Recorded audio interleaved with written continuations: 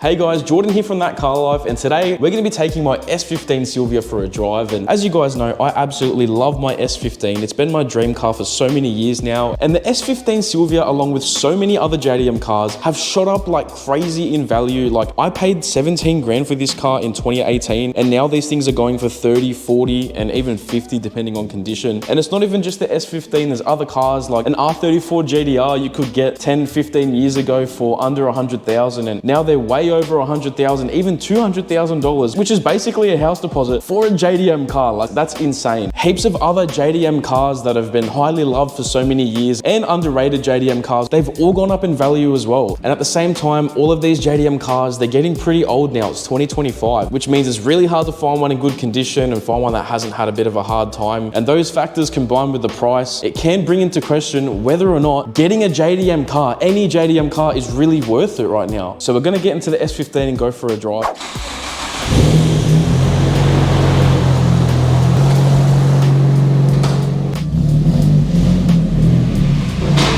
All right, let's do this, guys.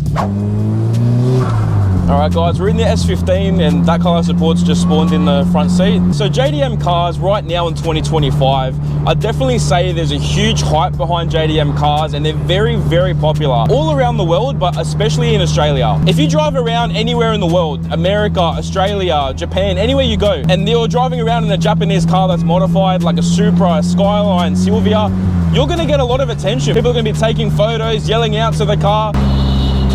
Look at that, guys, what was I just talking about? That ute sees the Silvia, spams the horn, full waving as well. Couldn't have been timed any better. I think that really helps to show just how hyped up these JDM cars are. Like, that's the reaction that you get when you take these out in public. So there's a lot of people that deny that there is a huge hype around JDM cars, but I think that helps show you right there. There's definitely a massive hype, and there's a huge cult following behind these two.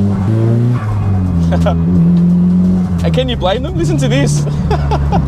That sounds so good. Now, I've driven quite a few JDM cars in my time. Obviously, I drive my S15 Silvia, but I have driven a couple of R34 JDRs. I've driven Evos, I've driven other Skylines. I've also driven and owned multiple Hondas with VTEC, you know, with B-Series engine conversions. I've also been in and driven an awesome K-Series swap EG, so I'll link that up there if you guys want to check it out. So I've definitely experienced and driven a whole bunch of JDM cars that are really, really hyped up, and JDM cars that are awesome, but more underrated and don't really have as much hype as the big legends do. And from that experience, guys, I think I can honestly say that the experience that you get when you're driving any of these cars, you're having the same amount of fun, you're having a smile on your face,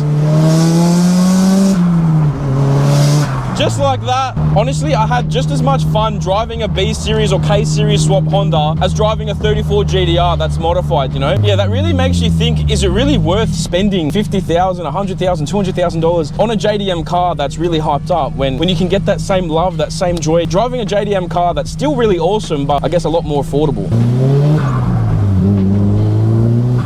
I don't know if I could justify spending that much money on a JDM legend. Like don't get me wrong, they've earned their place as a JDM legend, but for the money that they're going for now, like, I just don't know if I could justify getting it, especially if it's not your dream car. I think the only way that I could really justify spending that much amount of money on a car is if it's well and truly your dream car, something you've dreamt about since a small kid, like that one car that you've always wanted. If that's your situation and your scenario, then I'd understand spending that amount of money and justifying it. See, I got very lucky getting the Silvia for 17 grand 7 years ago, and a lot of people are saying that they can't justify getting into an S15 right now, for example, because they're so expensive. But because this is my dream car, I would justify getting an S15 for that price. Like, I would do it.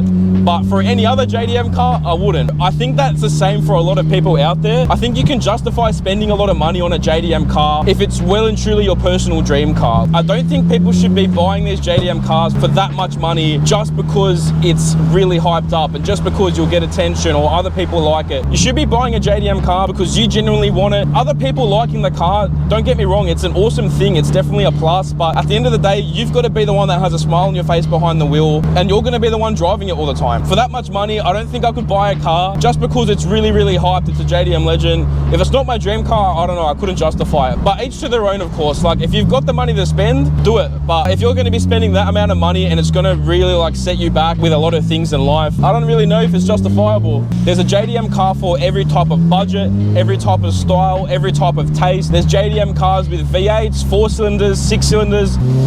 There's so many different options of JDM cars that you can get into at any part of your life, any type of budget. And these JDM cars are so easy to modify. There's such a massive aftermarket scene for so many JDM cars. You can literally just go online and buy a million different types of body kits, engine parts, interior parts to modify your JDM car and really modify it to your taste and your liking and make it something that's completely unique and unlike anything else out there. And that's something that's really special about JDM cars. Before you consider spending such a high amount on certain JDM cars, you should definitely consider a lot of the cheaper options. Like Hondas are such a great start in entry into the JDM car scene. You can find some WRXs for a decent price as well, but obviously a lot of cleaner examples might be a bit expensive. You can get lucky and find some JDM cars that are on the cheaper side that are still really awesome, really fun to own and drive, and the whole experience is just as good as a massive JDM Legend that's worth such a stupid amount of money. I don't think I'll ever get sick of JDM cars. I'll never get sick of owning them and driving them.